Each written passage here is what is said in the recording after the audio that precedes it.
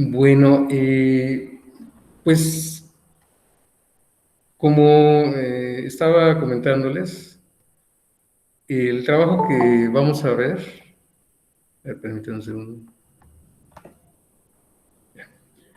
El trabajo que vamos a estudiar, pues realmente usa tres técnicas básicas.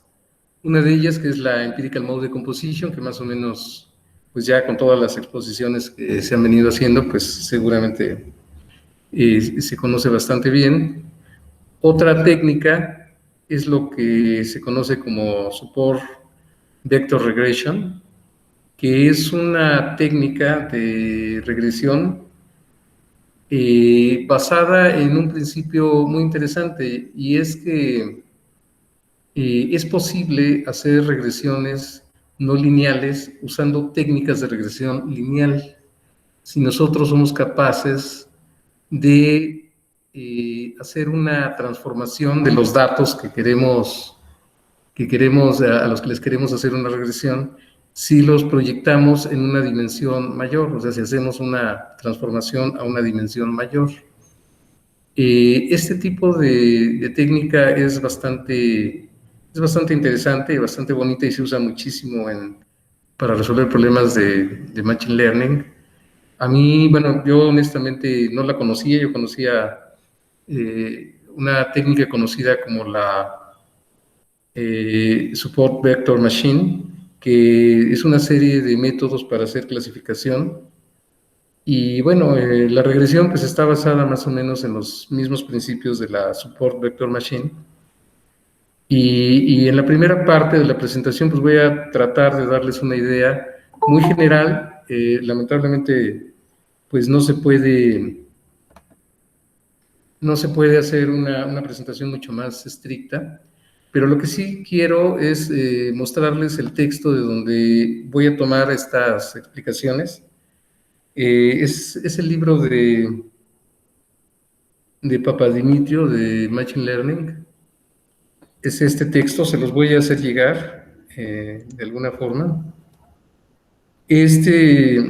No, perdón, es el libro de Sergio Theodoris. Este es uno de los mejores textos que se han escrito sobre el tema de Machine Learning. Es uno de los más completos y está realmente muy bien escrito. Yo se los recomiendo para que se adentren en este tipo de técnicas. Y bueno, para esta parte, vamos a usar el capítulo 11 de este texto. Ahí es donde se explica el uso de estas funciones, unas funciones que les llaman funciones kernel, para transitar de un cierto espacio, de una dimensión a otro, con el propósito de que las técnicas lineales se puedan utilizar. Entonces, voy a regresarme a donde estaba.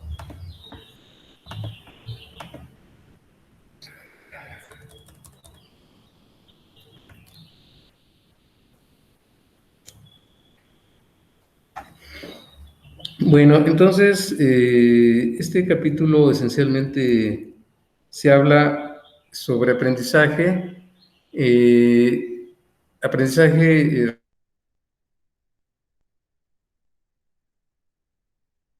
relacionado con la reproducción. Esto, esencialmente, pues, bueno, voy a tratar de dar una introducción más o menos rápida,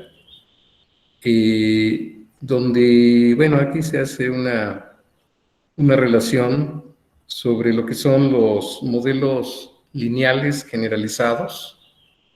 Por ejemplo, aquí estamos tratando de hacer o construir un estimador para un cierto fenómeno. Digamos, la X pues es la variable independiente, la Y es la variable dependiente, y aquí ven la dimensión donde vive cada uno de estos objetos, y lo que nosotros queremos es construir un estimador a través de una cierta función f de x, y esa función f de x pues realmente la vamos a trabajar sobre una transformación. O sea, nosotros lo primero que le vamos a hacer a los datos es que los vamos a enviar a un espacio de una dimensión mucho mayor del espacio donde estamos trabajando y pues vamos a aplicarle ahí ciertos factores.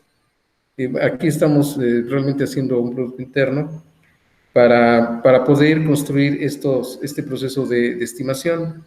Ahora, ¿por qué es necesario hacer esta transformación? Bueno, aquí puntualiza la manera como podría verse este tipo de operaciones, de transformaciones cuando nos centramos en el uso de polinomios. No necesariamente este tipo de estimaciones tienen que hacerse utilizando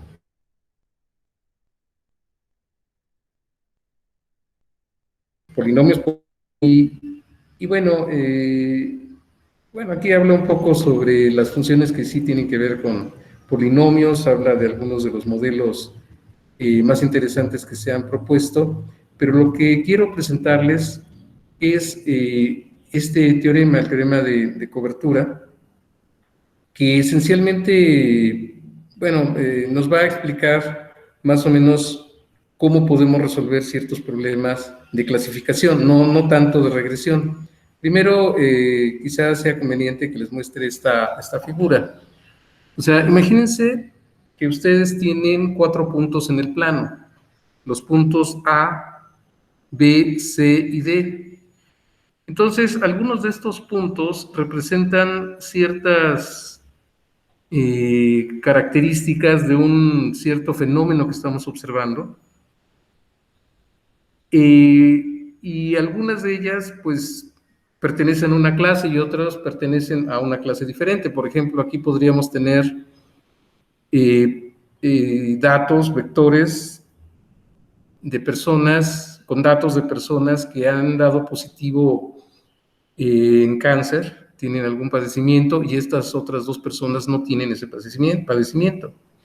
Entonces, si nosotros quisiéramos resolver un problema de clasificación, poder decir qué personas tienen o no cáncer, pues lo que podríamos hacer es una separación del espacio, es decir, construir alguna línea ahí donde nosotros podamos, que nos permita separar, y simplemente haciendo una comparación nos llega a un nuevo punto. A lo mejor queremos saber quién tiene cáncer. Bueno, pues si está del lado de los puntos A y B con respecto a la línea que estoy señalando aquí con el cursor, pues entonces estaremos resolviendo el problema. La situación es que, aunque así con un número pequeño de puntos, nosotros fácilmente podemos establecer hiperplanos que separen a los datos, pues resulta que no todos los datos pueden ser separados. Por ejemplo, imagínense que las personas que dieron positivo en cáncer fueran B y C. Entonces, yo no tengo forma de construir un hiperplano que por un lado me deje a B y C y por otro lado a y D. Esa línea no la puedo plantear. O sea, aunque sí puedo en este ejemplo plantear muchas formas de separar la información, pues no puedo hacerla siempre. De hecho, aquí el teorema de cobertura lo que nos dice es que si tenemos un conjunto de n puntos dentro de un espacio de L dimensiones, entonces el número de separaciones que yo puedo hacer de una manera efectiva, el número de grupos que yo puedo separar, pues tiene esta cardinalidad. Y eso, si nosotros lo sustituimos para los parámetros que tenemos, pues nos va a producir en total, nos va a producir en total estos grupos que podemos observar aquí. ¿De acuerdo? Entonces, en realidad, pues aquí los grupos los estamos contando 2 veces por la forma como se está haciendo el conteo, ¿no? Sin embargo, bueno, el número total de grupos que podemos observar, contándolos 2 veces, son 14. Sin embargo, si nosotros nos ponemos a pensar en todas las separaciones realmente que podríamos armar, pues vamos a tener que 2 a la 4 son 16, realmente son 8 los grupos que tendríamos que tener, nos falta uno, justamente el grupo que nos falta, pues es el que les había dicho, ¿de acuerdo? Ahora, en esta parte, más abajito, observamos una gráfica que nos va diciendo cuál es la probabilidad de que podamos encontrar un separador de los datos, ¿de acuerdo? Entonces, fíjense, este parámetro R, lo que pasa es que en este caso el número de puntos lo han dividido o lo han expresado como el número de veces que se ha multiplicado la dimensión del espacio más 1. L, en este caso, pues viene siendo la dimensión.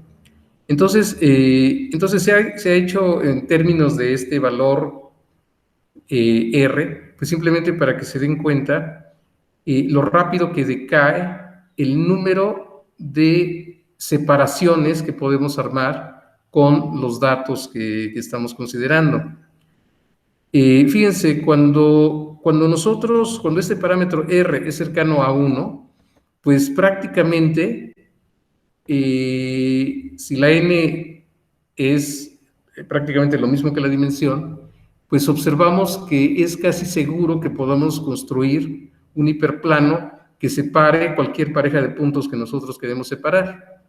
Sin embargo, cuando nos movemos entre 1 y 2, ese comportamiento decae rápidamente. En 2 se puede demostrar, siempre va a valer la probabilidad de que podamos hacer eso un medio.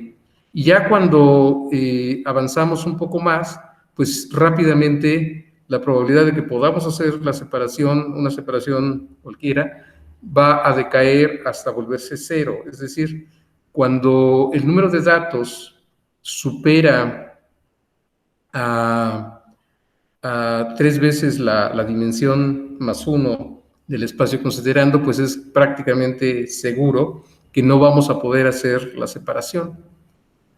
Esto pues tiene pues un montón de consecuencias graves en el sentido de que nosotros no podemos aplicar esta técnica de separación basada en construir hiperplanos que nos separan los datos, pero realmente es una técnica que en Machine Learning se utiliza muchísimo.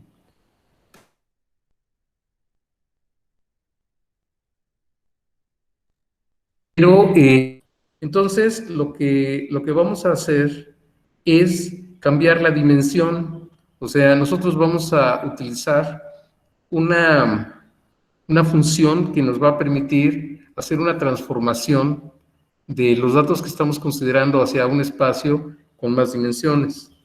Y bueno, aquí se está proponiendo utilizar una función de esta forma. En realidad, estas funciones pues tienen una serie de parámetros que aquí aparecen como números ya como constantes, pero esos parámetros nosotros los podemos elegir de manera adecuada para el tipo de datos que estemos manejando. En realidad, si se fijan, aquí nosotros estamos haciendo la transformación de un problema bidimensional, lo estamos enviando a un espacio tridimensional y estamos usando esta función que se les llama kernel. O sea, sobre el estudio de kernels, pues hay una cantidad impresionante de papers que más o menos pues nos ayudan a identificar el tipo de kernel que nosotros necesitaríamos utilizar para resolver un problema específico. Desgraciadamente no tengo tiempo para hablar de los detalles, pero bueno, eso lo pueden consultar en el texto. Lo que observamos... ¿Puedo comentar algo rápido, Felio? Sí, por supuesto. Que un estudiante mío está estudiando este tipo de cosas, pero está viendo él que incluso la gente está tratando de usar no solamente no solamente espacios de Hilbert, sino espacios de Banach, donde pueden poner como alguna forma bilineal que asemeje a los kernels reproductores. y de ahí hacer el análisis para alguna situación. O sea, como que ya se está Ok. avanzando mucho en todo esto, matemáticamente incluso. Claro, sí, o sea, definitivamente este tipo de técnicas, pues tiene un montón de consecuencias. Bueno, o sea, obviamente están guiadas fundamentalmente por las aplicaciones que se pueden hacer. Sí. Pero sí, hay un estudio extensivo y bueno, pues qué bueno que en el CIMBESTAB hay estudiantes que estén participando en esto. A mí me parece fantástico. Me parece Entonces, si ustedes, que este Juan Manuel Burgos dio un curso y creo que a los estudiantes les explicó estas técnicas. Me parece, ¿eh? No estoy seguro. sí, yo recuerdo haber visto anunciado esto y bueno, pues creo que es un área donde vale la pena meterse. O sea, creo que, Sí, creo que definitivamente es algo que vale la pena trabajar. sí, sí. Bueno, Adelante, gracias. eh, sí, entonces, fíjense, este sería propiamente el kernel que estamos utilizando. Entonces, observen, aquí tenemos grupos, o sea, pueden representar esto, diferentes clases de un fenómeno que estamos tratando de clasificar. Y el hecho de haber utilizado esta estructura, este kernel no lineal, que en este caso pues, nos dio este paraboloide, pues en realidad tiene como efecto generar una separación de los datos. A lo mejor en lo que teníamos aquí, en las proyecciones que tenemos aquí sobre el plano, pues definitivamente, bueno, no pareciera ser el caso, porque aquí podemos poner 3 hiperplanos que nos separen fácilmente los grupos de datos, pero podría ser que estuviéramos en una situación donde es imposible hacer una separación. Entonces, pues ya utilizando esta técnica, pues fácilmente podríamos ya ahora sí construir hiperplanos que nos den las separaciones que buscamos. ¿De acuerdo? Eso es esencialmente para lo que se utilizan las funciones de tipo kernel. Y bueno, aunque es un tema apasionante, yo mismo me quedé anoche leyendo hasta muy tarde estas cosas porque es muy interesante. Pero bueno, tengo que avanzar sobre lo que es la presentación y ahora les voy a explicar más o menos en términos generales lo que es la Support Vector Regression. Y obviamente pues solamente voy a tener tiempo para pues, dar una introducción muy rápida, ¿no? Bueno, además de hacer uso de funciones kernels para transformar la información y que un problema no lineal de regresión lo podamos abordar con técnicas lineales, o sea, en este caso, en el caso de la regresión, ese es el efecto que tiene el uso de las funciones kernel, pues también hay una generalización del concepto de cómo vamos a medir la aptitud de la regresión que estemos realizando. Por ejemplo, cuando nosotros utilizamos la técnica de mínimos cuadrados, pues realmente lo que estamos minimizando es el error cuadrático medio, ¿sí? Pero en general nosotros podríamos plantear una cierta función de pérdida, así se le llama, que bueno, pues aquí nosotros tenemos, digamos, la variable dependiente, aquí tenemos la variable dependiente, y aquí tenemos algún esquema que pretende aproximar el valor de y.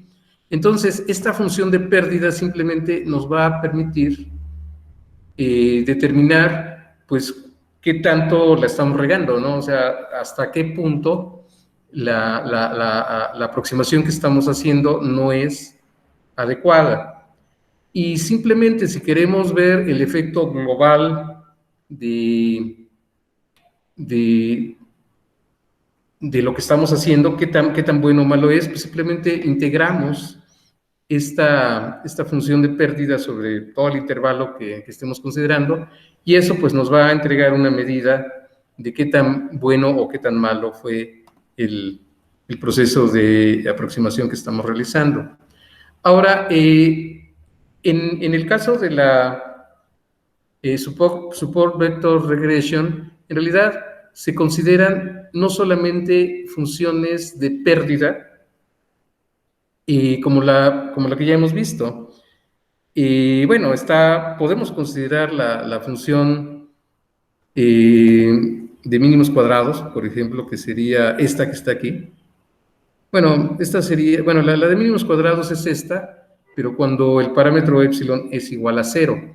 Pero podemos hacer funciones, por ejemplo, aquí esta que estoy tratando de señalar con el cursor, que tiene una cierta expansión en la parte más baja, de menos epsilon a epsilon.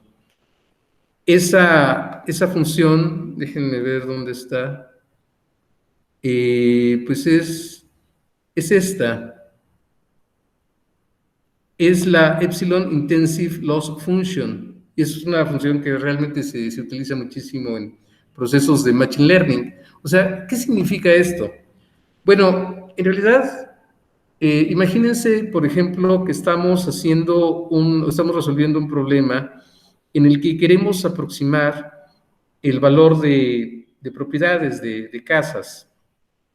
Y entonces nosotros queremos establecer una regresión, a lo mejor la variable independiente pues va a ser el número de recámaras que tiene la casa, y queremos, y a partir de ello pues queremos más o menos estimar el precio que va a tener la casa.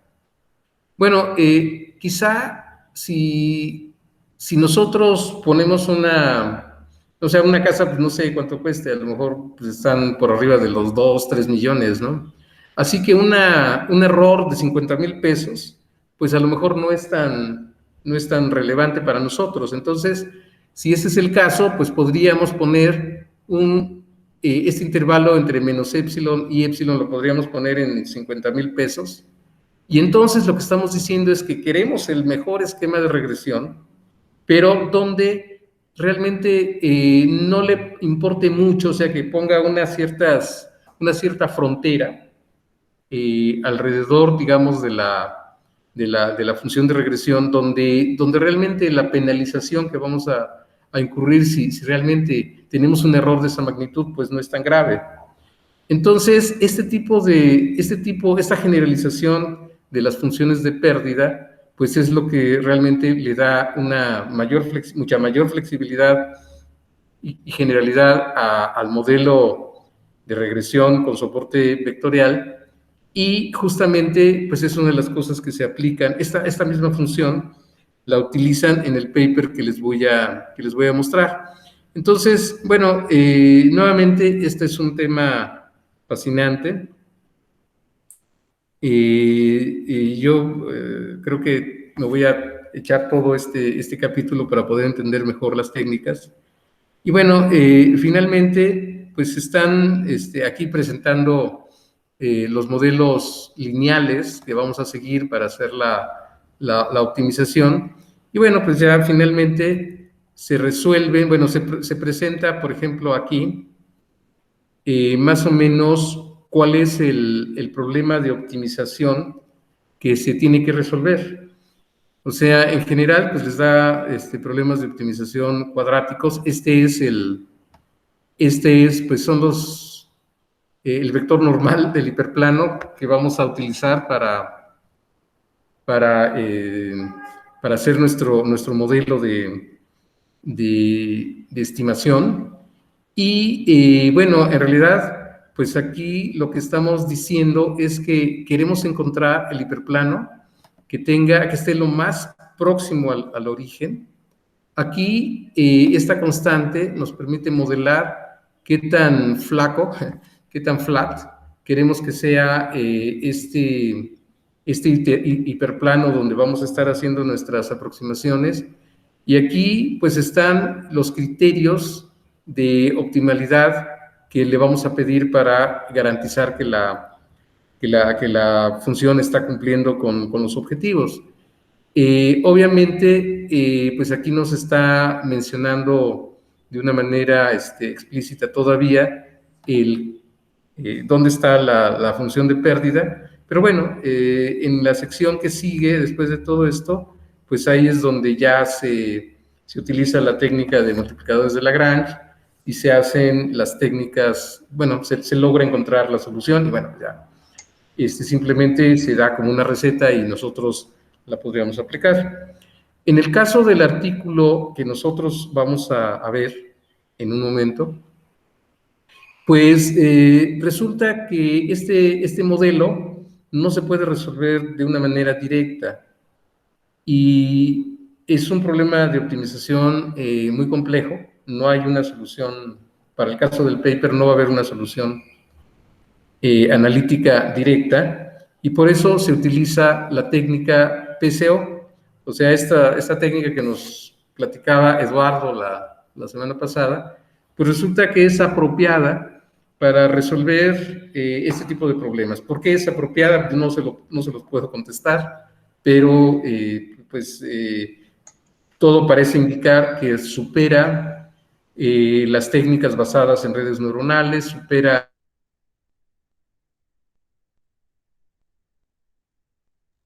muchas otras técnicas. Entonces, wow, qué pues no sé. interesante, qué interesante mezcla de métodos. Sí, o sea, este tipo de métodos se les llama métodos híbridos, Wow. ¿de acuerdo? Porque, bueno, pues son una mezcla entre técnicas pues matemáticas muy formales con técnicas evolutivas Sí, y bueno, pues eso genera realmente modelos muy poderosos. sí, very Bueno, interesting, very interesting. bien, entonces ahora lo que voy a tratar de, bueno, me voy a ir al paper propiamente. A ver, permítanme tantito.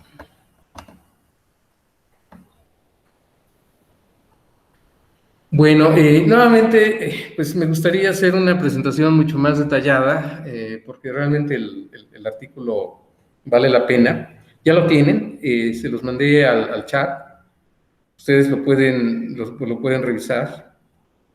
En realidad, pues es un modelo donde hacen predicciones en corto plazo, para el corto plazo, en redes, en el consumo de redes eléctricas. A mí me pareció que este problema, pues, se parece bastante a lo que nosotros queremos hacer con series de tiempo financieras y en consecuencia, pues, consideré que era bastante razonable revisarlo. Y sí, efectivamente, es realmente muy interesante.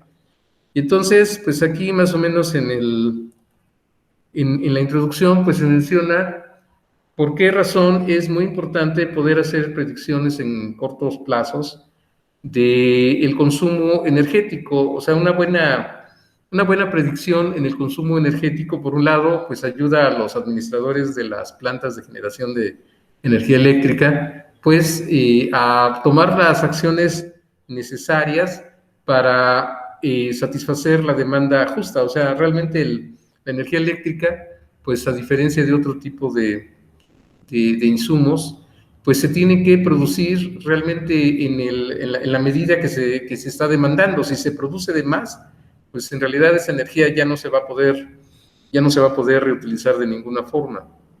Entonces, lo mejor para evitar pérdidas, pues es producir la energía que estrictamente se va a consumir. Y también las predicciones de consumo, pues le pueden ayudar a los usuarios pues a ver cuáles son los hábitos que tienen que seguir ellos, pues para que el recibo de luz les salga más barato, ¿no? Entonces, realmente tiene un montón de aristas y utilidad el hacer este tipo de cosas, ¿no? Entonces, es muy importante el papel que en este proceso va a tener la EMD. De hecho, al modelo le llaman así, HEMD-SBR-PCO. O sea, realmente la EMD significa que se va a utilizar la Empirical Mode Decomposition, SBR, pues se va a utilizar Support Vector Regression, y PCO, pues que vamos a utilizar el Particle Swarm Optimization. A ver, permíteme un segundo. ¿Cómo?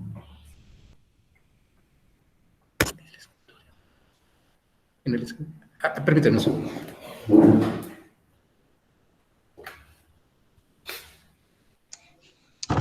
Qué interesante esto de la mezcla, ¿no, Eduardo? De ocupar el Swarm Optimization. Sí, está la verdad que bien padre. Bueno, perdón, ya estoy de regreso. Entonces, realmente lo que vamos a ver es que para hacer este modelo de predicción, los autores hacen una separación de las diferentes IMFs en 3 grupos, ¿sí? Al primer grupo lo van a llamar A, ahorita en un momento más les digo cómo está constituido este grupo. Al segundo grupo le llaman B, y al tercer grupo lo llaman C, o sea, son grupos de IMFs que se van a separar, y al final esta suma que se está construyendo aquí les va a reconstituir la señal original. Es una idea súper ingeniosa que se les ocurrió y que realmente permite hacer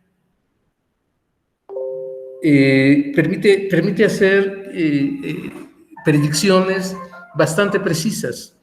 Entonces, pues eso es justamente lo que les voy a tratar de explicar, ¿no?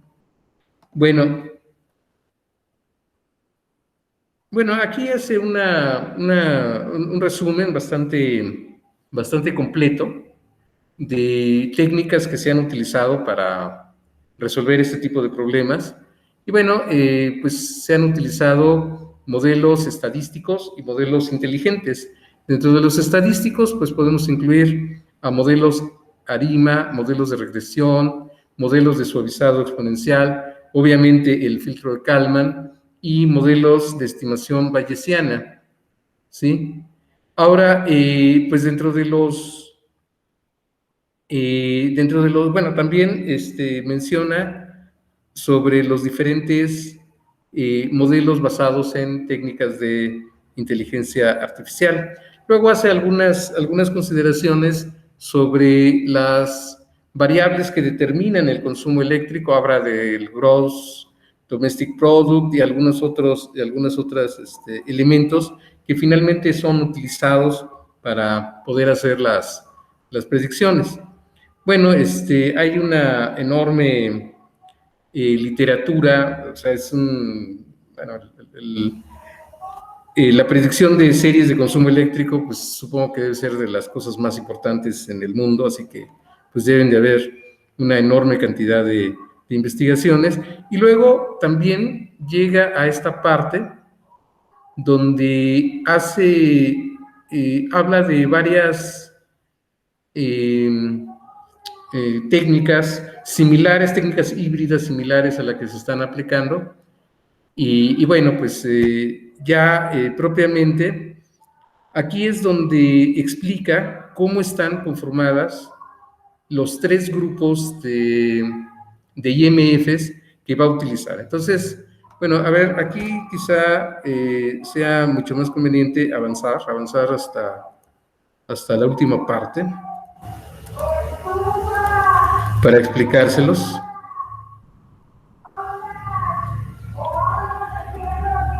O sea, miren, estas son las... los autores hicieron 2 experimentos. Uno, donde hicieron una predicción utilizando un lapso corto para hacer sus estimaciones, bueno, para hacer su entrenamiento y también las predicciones, y después lo hicieron con un periodo más largo. El periodo más largo, pues más o menos es de un mes, el periodo corto es un día, ¿sí? Y entonces aquí está mostrando las series de tiempo de las que partió para hacer sus análisis con este experimento de largo plazo, de un mes.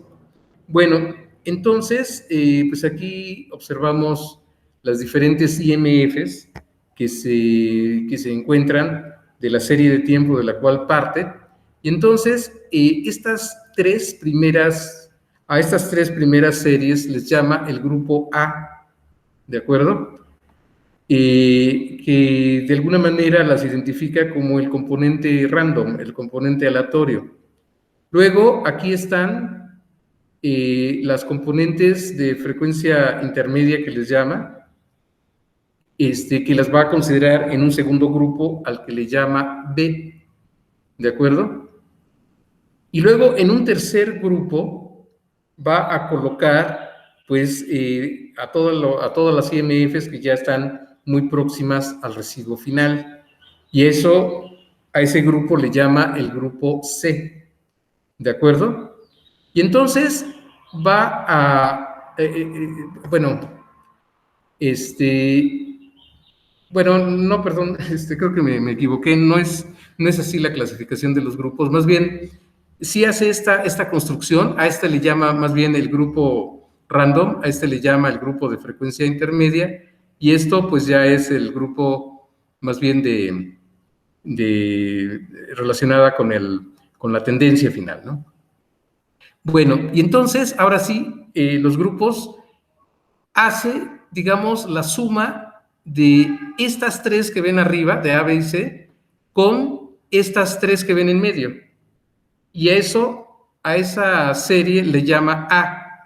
Entonces, lo que está tratando es mitigar la volatilidad que generan las componentes de alta frecuencia, ¿de acuerdo? De manera que la serie que obtiene, esa serie A que obtiene, la puede aproximar usando la regresión, utilizando la máquina, bueno, utilizando esta Vector Support Regression, ¿de acuerdo? Esa es una serie, ese es el grupo A. Luego, construye un grupo B, donde simplemente suma esta componente intermedia con la tendencia.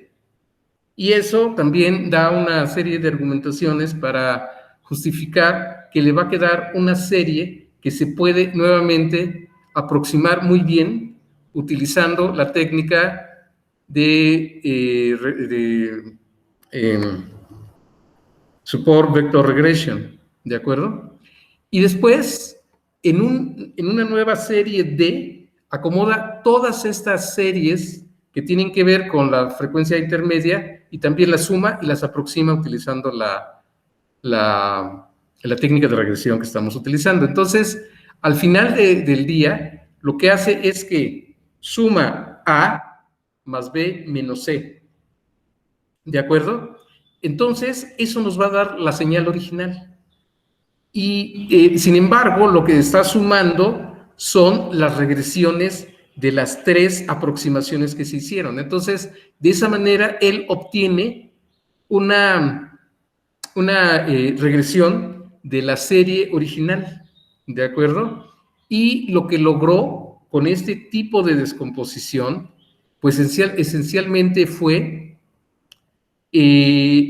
pues mitigar los efectos del ruido, o sea que de alguna manera al sumar estas tres componentes junto con las frecuencias intermedias, eso mitiga un poco el ruido y permite que el proceso de regresión se vuelva relativamente simple de realizar.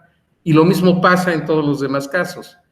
La técnica, al final, pues los resultados que reporta, él utiliza algunas medidas para determinar la eficiencia. Y bueno,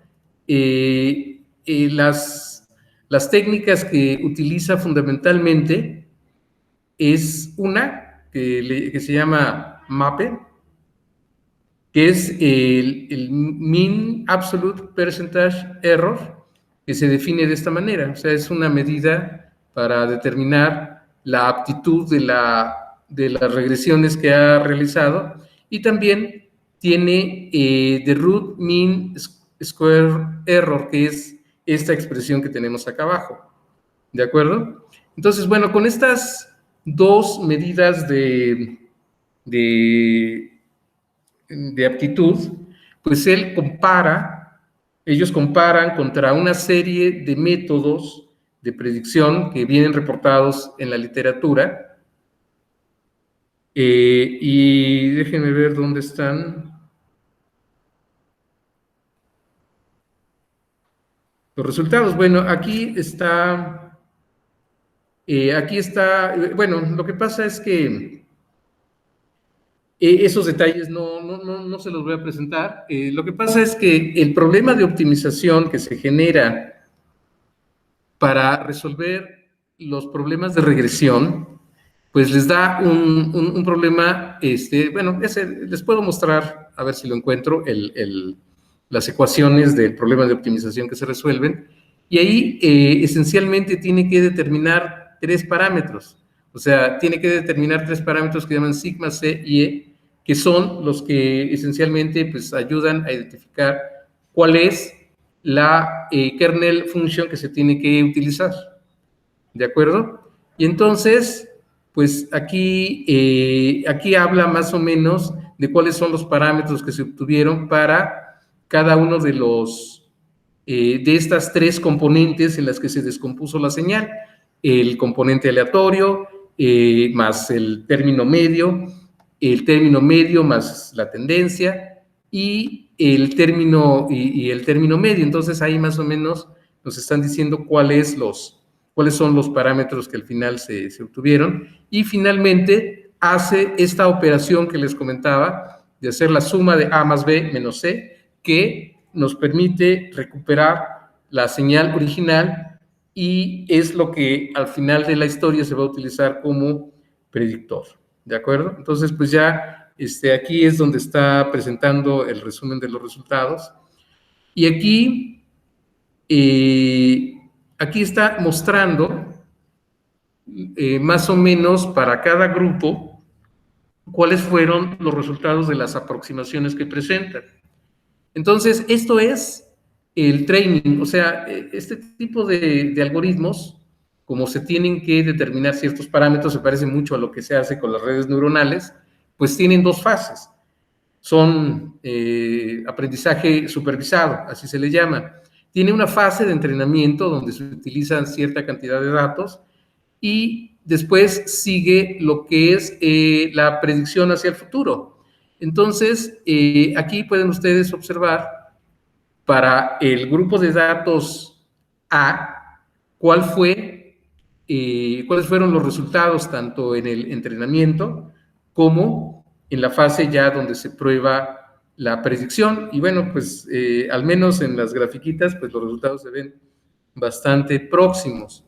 Después hace lo mismo. Pregunta, Felipe. ¿Sí? Ahí dan tiempos en cuánto tiempo se hizo el forecasting, hacia adelante. Sí, en realidad aquí están poniendo el volumen de datos que se utilizaron. Por ejemplo, para hacer el entrenamiento usaron, pues, ¿qué será? Como unos 275 datos aproximadamente.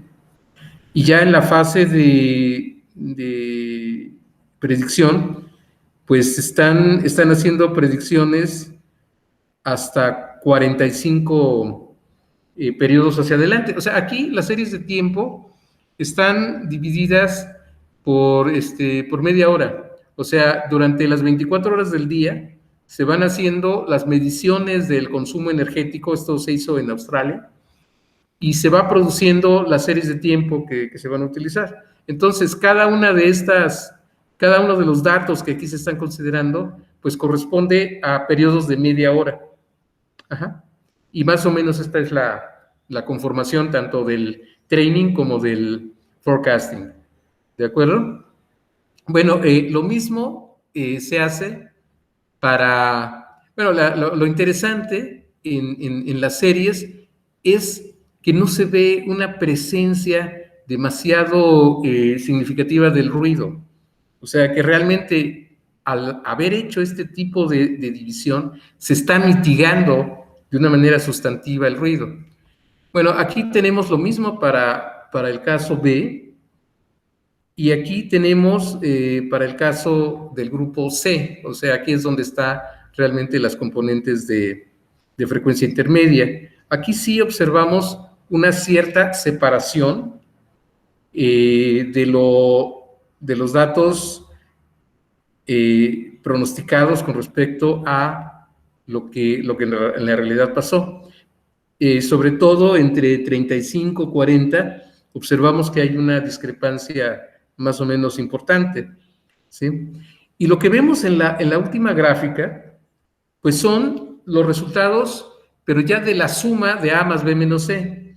Entonces, pues sí, realmente observamos una discrepancia importante hacia el final, y bueno, pues eso es natural.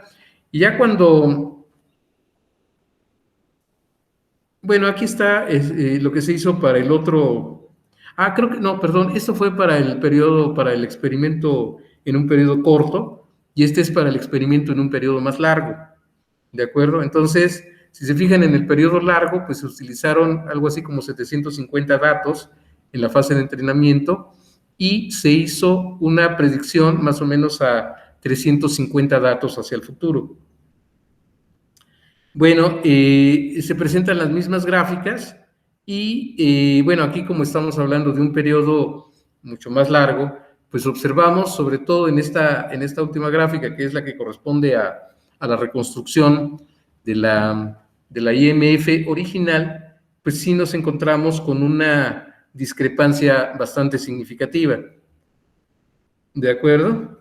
Entonces, bueno, al final, pues hace una serie de comparaciones utilizando, bueno, aquí realmente está viendo estas medidas de aptitud, está viendo cuáles fueron sus resultados en general. Los números pues se ven bastante buenos, son errores. Estos son los errores bueno, las magnitudes de estos parámetros de aptitud que encontró. Habrá que revisarlos con bastante más cuidado. Y al final, pues presenta la comparación con una serie de métodos que están representados en la literatura. Él consideró, bueno, las siglas, pues significa más o menos las combinaciones de técnicas híbridas que se utilizaron, y viene la referencia aquí de dónde está reportado de dónde están reportados esos trabajos. Bueno, pues de todo el grupo de métodos que se consideraron, aquí están los datos realmente de la técnica que estamos utilizando. Y en realidad, pues si nos fijamos, pues es la segunda. O sea, realmente esta que está aquí, perdón, sí. Bueno, la técnica, bueno, más bien aquí está señalando quiénes son los mejores, ¿de acuerdo? Esa técnica nunca va a tener en ninguno de los parámetros, va a ser la mejor, pero siempre está bastante cerca de los mejores. Entonces, pues esto es para los resultados con la prueba de largo plazo. Y bueno, primero aparecen los resultados con la muestra pequeña y después con la muestra más grande, ¿no? En el caso de la muestra grande, sí obtiene con MAPE, sí obtiene el mejor resultado. Sí, Andrés, dime. ¿Qué es GA? ¿Qué método es GA? Genetic Algorithm. Ok. Es una técnica de regresión utilizando algoritmos genéticos. Entonces, pues si ustedes se fijan, el MAPE pues sale es bastante mejor que utilizando técnicas genéticas. Y bueno, o sea, aquí es la combinación de dos cosas: el uso de la EMD y las técnicas de algoritmos genéticos. Entonces, pues realmente podemos decir que es un trabajo bastante bueno. O sea, estos números nos dan una idea de que efectivamente se hizo un trabajo muy interesante. Entonces, pues realmente no, disculpen que no les muestre más detalles. La verdad es que no entiendo a al 100% todos los detalles, pero bueno, espero que esta presentación así les sirva a ustedes para que pues, se puedan ir acercando un poco a estos métodos. La idea pues, es esa, ¿no? Que vean alternativas para el trabajo que cada uno está realizando. Bueno, pues no sé si tengan comentarios, dudas. Pues creo que va a valer la pena revisar la literatura, por ejemplo, el libro que mencionabas al puro inicio, o ese tipo de literatura, y después echarle un ojito más en detalle a este paper. Claro, sí, definitivamente, pues son técnicas pues bastante útiles, o sea, realmente tienen un impacto impresionante. Y sí, el libro que les voy a pasar, bueno, es un compendio realmente muy, muy completo de lo que al menos hasta la fecha de publicación de ese libro se conocía sobre Machine Learning, pero bueno, es un libro que sigue teniendo una amplia vigencia y yo creo que es uno de los mejores textos que se han escrito sobre el tema.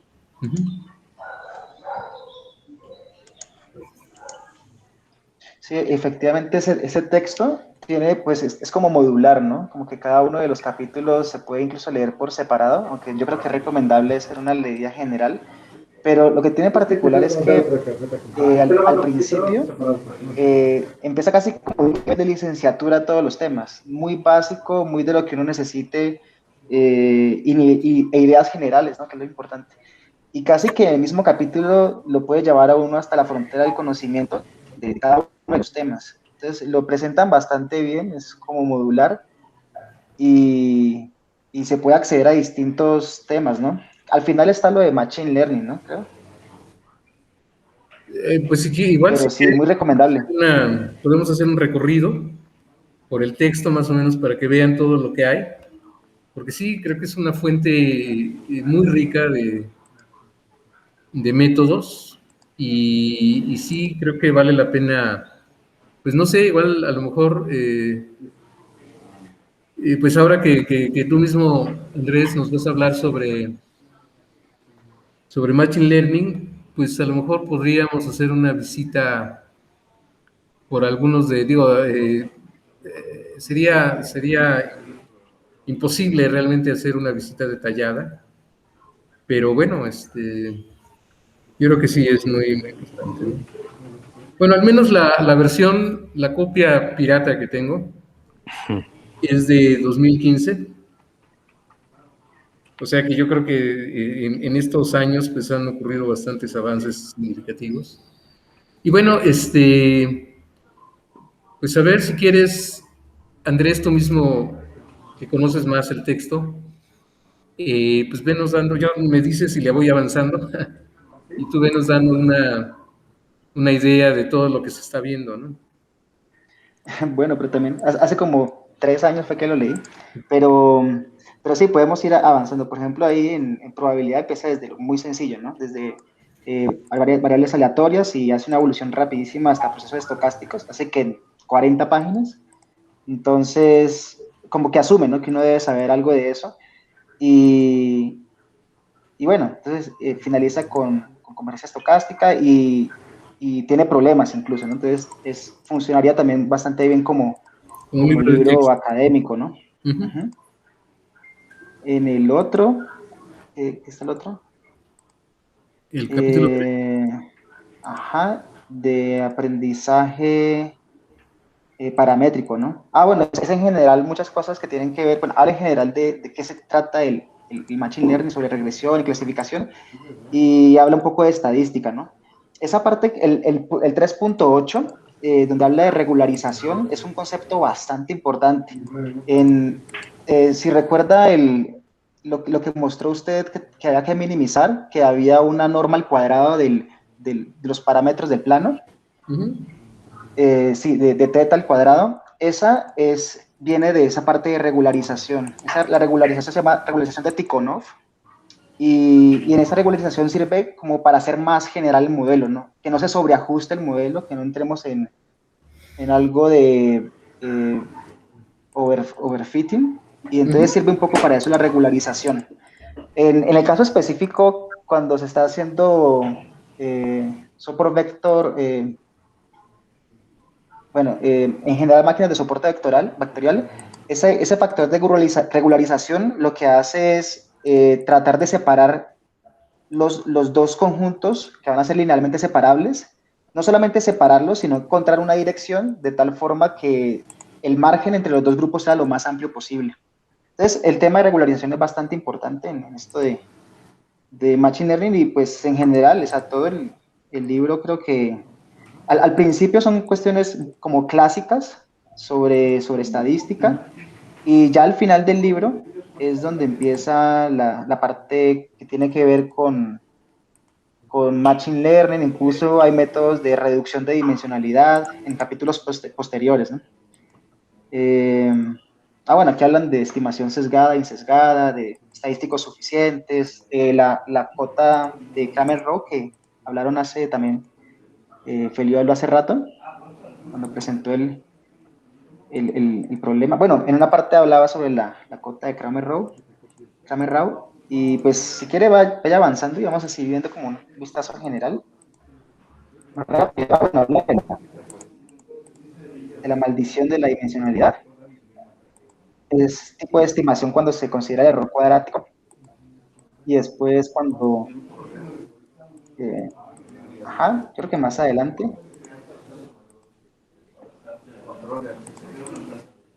Ahí está el teorema de Gauss-Markov, que también es bastante conocido. Este de gradiente descendiente estocástico, que pues parecido a las técnicas de gradiente descendiente normalmente, pero pues ahí como promediando, ¿no? Y bueno, entonces este capítulo 5 también hace un recorrido sobre pues minimización y cómo hacer actualizaciones en los datos para que vaya obteniendo ese mínimo que estamos buscando y pues encontrar bien el mínimo de la función de costo. Y pues sí, tiene demasiados capítulos, no sé si seguimos así, que ya son las 11, pero casi tiene, creo que, no sé, 20, si no estoy mal. Aquí están los clásicos de clasificación, aprendizaje paramétrico.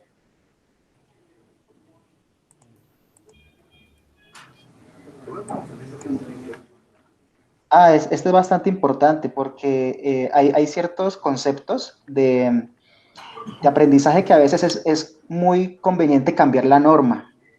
Entonces, como vemos, por ejemplo, siempre se minimiza con norma L2, ¿no? Cuando estamos en error cuadrático. Entonces, ese tipo de normas a veces tiene un problema y es que pues le presta mucha atención a los outliers, ¿no? Entonces, eso es un problema porque me podría cambiar totalmente la regresión que yo quiero hacer. Entonces, cambiar de norma a veces es bastante bueno. Ahí muestran la norma de L1 y L0. La L1 pues es de valor absoluto, ¿no? Y la L0 es creo que es del máximo, si no estoy mal, no me acuerdo muy bien. No, L0 es la otra, es el límite, ¿no? El límite de la norma LP. Y es bastante bueno ese tipo de normas también para cuando uno quiere extraer datos significativos, ¿no? Más que hacer regresiones, es bastante bueno ese tipo de normas. Cambiar de normas siempre es... bueno, y da además soluciones dispersas de los ejercicios. Me imagino que lo otro es lo mismo, pero aplicado. Ahí están los algoritmos, que son montones. Bueno, ese es el capítulo y que... aquí está, el que acabo de mostrar. El del... Y aquí ya empiezan con aprendizaje bayesiano, bueno, tiene que ver con inferencia. Ahí está el algoritmo EM. Ese algoritmo de expectation maximization es muy importante, hacer aprendizaje bayesiano. En particular ese, fue el que utilizaron para lo del agujero negro. Hace poco pues hicieron la foto, fue uno de los métodos que se utilizaron ahí. Es muy moderno y es bastante utilizado.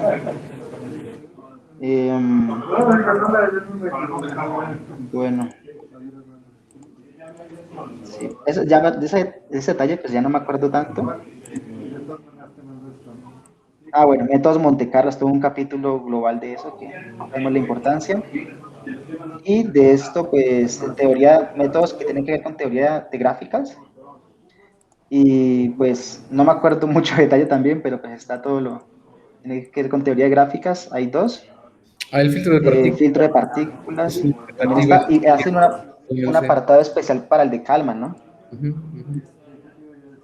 Bueno, todo esto Y de la última que es redes también, neuronales y deep learning. ujú. Pues una alternativa para hacer todo lo que hemos estado viendo es redes neuronales.